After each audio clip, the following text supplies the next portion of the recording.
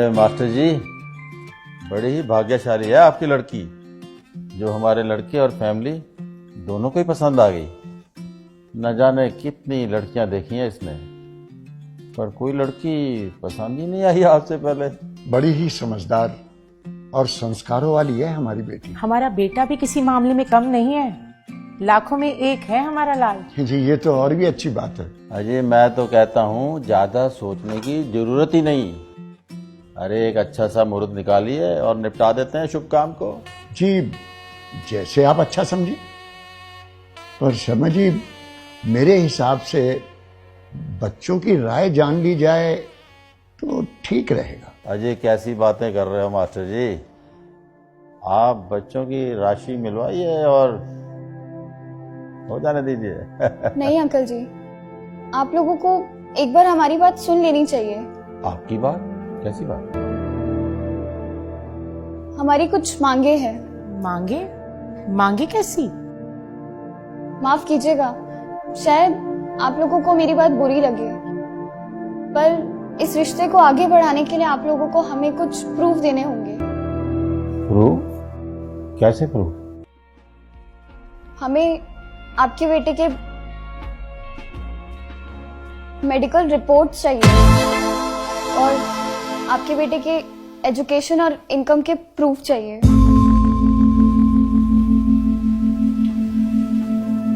Police verification के साथ आपके बेटे का कैरेक्टर सर्टिफिकेट और जिस घर में आप लोग रह रहे हैं उस घर का ओनरशिप प्रूफ चाहिए।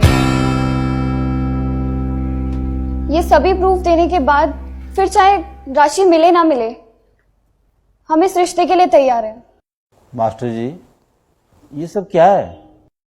माफ कीजिए शर्मा जी, अगर मेरी बेटी ने कोई गलत बात कह दी हो, पर शर्मा जी जमाना बहुत तेजी से बदल रहा है। जमाने के साथ साथ संस्कारों को भी चेंज करना होगा, नहीं तो ये रोज रोज तलाक के किस्से आगे बढ़ते चले जा रहे हैं। इनको रोकना बहुत मुश्किल हो जाएगा, बहुत मुश्किल हो जाएगा। अरे वाह, आपकी बातों का मतलब है कि हम झूठे हैं और हमें सच साबित करने के लिए प्रूफ देने होंगे।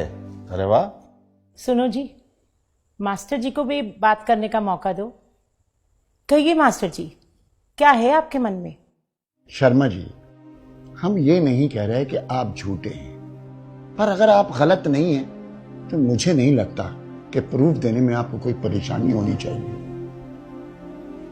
शर्मा जी, मेरी पत्नी के देहांत के बाद मेरी दोनों बेटियां कभी भी मुझसे एक पल के लिए दूर नहीं हुई। आज मेरी लाडली बेटी, मेरा जिगर का टुकड़ा, जिंदगी भर के लिए किसी दूसरे के साथ कैसे जा सकती है, ये जाने बिना कि वो कौन है, कहां से आया है, क्या मेरी बिटिया को अच्छी तरह रख पाएगा? शर्मा जी, मैं अपनी बेटी का भाग्य तो नहीं बदल सकता, लेकिन उसके अच्छे भाग्य के लिए प्रयास तो कर ही सकता हूं, प्रयास तो कर ही सकता हूं।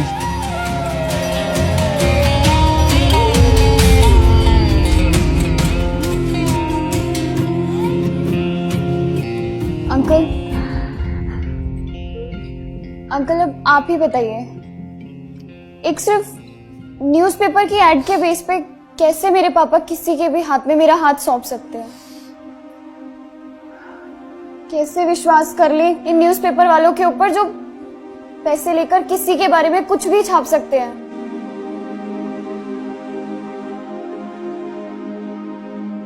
अंकल, मैं एक लड़की हूं और शायद आप लोगों को मेरा बोलना अजीब लग रहा होगा, पर अंकल आपको पता है आजकल सिर्फ 23% तलाक विचार ना मिलने की वजह से और 77% तलाक झूठ के बुनियाद पे रिश्ते बनने की वजह से हो रहे हैं। हम लोग भेड़ चाल की तरह बेटी बचाओ बेटी पढ़ाओ के चक्कर में बेटियों को बसाना भूलते जा रहे हैं।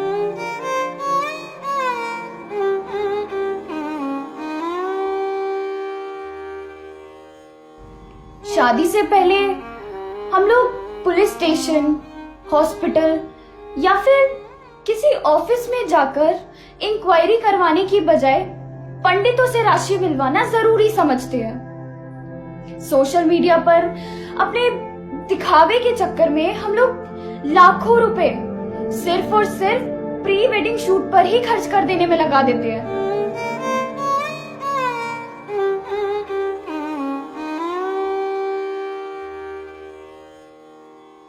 हमारे हिसाब से प्री वेडिंग शूट के बजाय अगर प्री वेडिंग इंक्वायरी पर ध्यान दिया जाए तो शायद ये तलाक के किस्से कुछ कम हो सकते हैं।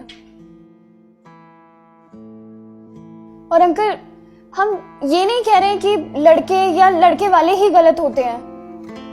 ताली दोनों हाथों से बजती है।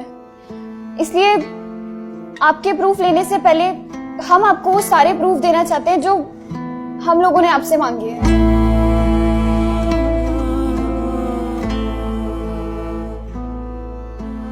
शर्मा जी, एक आखिरी बात आपसे और कहना चाहूंगा कि इस तरह के fैसले कभी दिल से नहीं करने चाहिए, दिमाग से करने चाहिए, बाकी ऊपर वाले पे छोड़ देना चाहिए।